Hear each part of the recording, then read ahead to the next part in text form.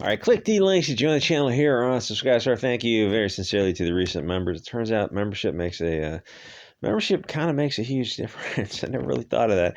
So all these canceled people, and there's the recent ones who are in the news. Obviously, I don't even know if I can say all the names on YouTube. You know who I'm talking about, but there's a lot of them.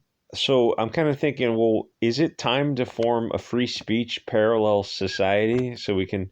I mean, there's strength in numbers and there's strength in unity. If you join forces, it allows you to pull resources, form networks, form, partnerships and corporate entities, so you can have legal structures and fundraisings and things.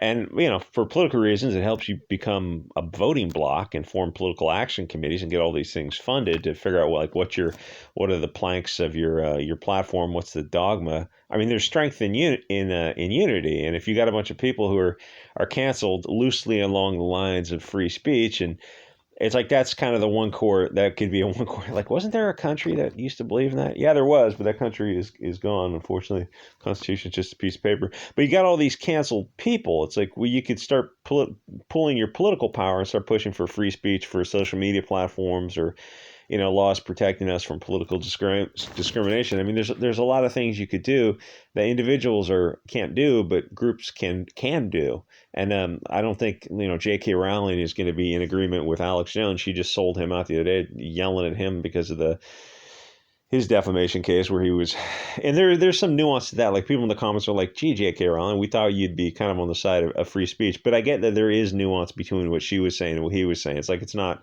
you can't just poison the well. But thing is, if there's that other name that probably must not be Voldemorted, that other guy's name.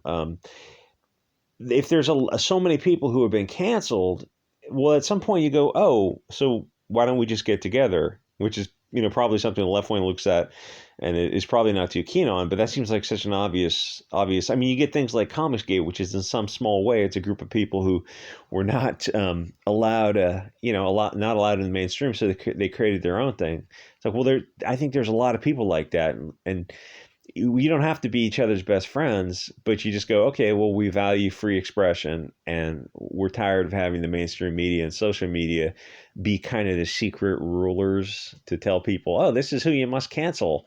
Being able to use, John Greenblatt getting on social media and telling, these companies to cancel. How could you possibly do business with this person? It's like $400 million later. It's like, oh, so who's really pulling the strings? And the only way to get around it, you look at these billionaires and millionaires who are going to cancel. You go, well, if those people can be destroyed, what about everyone else? It's like, we don't have any bargaining power. Well, you do when you have numbers.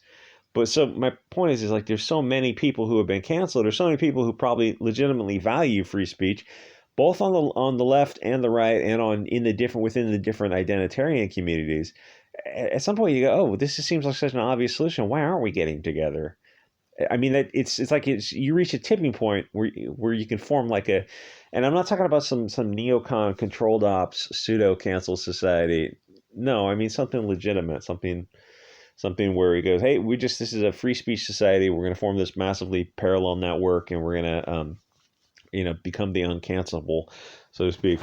You always have the right of assembly and agency. Like, you choose the people you want to hang out with, but there's going to be more strength in a network than there is like just allowing yourself to be canceled. It's like, well, all those people can just form networks and establish something. And I think you'd probably find out, oh, what if we're the majority and there's this tiny elite minority of heads of these NGO social media companies who are kind of really controlling the narrative. It's like, well, wait a minute, if we're the majority, I mean, it gives you something to think about. It's just a little thought experiment, paths to go down. And to some extent, looking at the left, eat the left with J.K. Rowling, and the audacity of her to say a woman is a woman. Yeah, you've got like the far left is just dragging everyone further and further left, where even the moderate left is kind of looking at the thing with the kids that's recently been going on. Like, if there's going to be a straw too far, a straw too far is probably that situation where even the moderate left is going to say, we really want to stop this, but we're afraid if we stop this, that will start the pendulum swinging back and it'll start knocking over all these, this house of cards cards built on sand. I'm just trying to mix as many as I can to get in there. Anyway, so even Voldemort says that cancel culture has gone too far. So loosely, what is, you know what I need? I need this thing to just shut off automatically at 10 minutes so I don't just keep rambling on for 20 minutes. Cancel culture is if you can use social media and mainstream media pressure to compel behavior, to use fear to improve society, which, you know, in quotes, of course, according to the dictates of the Bolshevik puppet masters, because they're the ones who set if you control the dissemination of information and financial institutions, well, then you're like the open secret. It's like, well, you're going to be the ones pulling the strings. That wasn't too much for YouTube. So the obvious question is, it's got me thinking, activating my almonds is, well, where does it stop? When have you created the perfectly equal society in a world that is unfortunately full of unequal people? Because we're not fungible cogs in a machine. We're discrete, unique entities of unequal capabilities. And even to say that is like, oh, I hope the puppet masters, I hope they don't get mad at me for saying that different things are different. You're like, oh, you know, everything kind of flows from 2 + 2 = 4. If you can say that, everything, if you have the freedom to say that, well, you can build off of that. But the left wing got themselves in kind of a weird thing where they started saying some things can't be questioned and some people can't be questioned because of their identity, if they're Pox BLT, or they have some, they created this oppression hierarchy structure where some ideas or some people or the people who put forth ideas literally can't be questioned because it suddenly means like, oh, you're like a shitty person, my guy. Yikes, my guy, bad take. I'm not. That's why they started doing things like they say. I go, as a woman of color myself, as a BLT PLC woman, I feel. They do that as a preamble before the speech. It's telling you these are my shields. And you go, you don't need that when people on the right are talking, because we're going to judge you like not based on those external fashion senses of the psyche, but of like your ideas. We're just going to judge the ideas. You don't need to give me a preamble on your ethnic history, your religious. I don't need to know any of that. Your sexual preference. We're just going with ideas here. We're not going to do that because we're going to judge you on your ideas. Because if you say that, it means you're raising a shield. Where if someone criticizes your ideas, you're going to take it as an ad hominem and say, well, as a woman of color myself, I feel very insulted. It's like, yeah, but that's not addressing the argument. But that's a left-wing issue. That's like that's where the left wing is kind of devolving and eating themselves. Where if you get these people who have more pressure points with you coming up with an idea, you realize, you know, if you're a male, you're below them on these oppression hierarchies, so you can't criticize their ideas. And you think, wait a minute, but they have bad ideas, and I literally can't criticize it if they have more points than me. You know, you try to gently point out that like crocodile surfing is probably not a good way to raise money, and they go, oh, like yikes, my guy, bad take, my guy, bad take. That's your privilege. Like the words you're saying don't make any sense. They're just like just nonsense. Like even communists from 100 years ago would look at this stuff going on now and go, how did you guys get so cringy?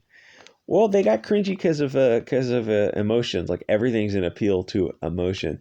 Anyway, so the question of like, well, when do you know when to stop? And it's, you know, it's like fundraising or, you know, government programs where if you're getting paid to continue something to reach a solution in quotes, well, you're never going to reach that because you're just going to continue to get funded. It's like, yeah, your funding is going to be adjusted by your expenditures. It's like, well, we're damn well going to make sure that the expenditures never go down. You know, you always complete the work in the time allotted and no less. It's like, that's just how people are gaming the system.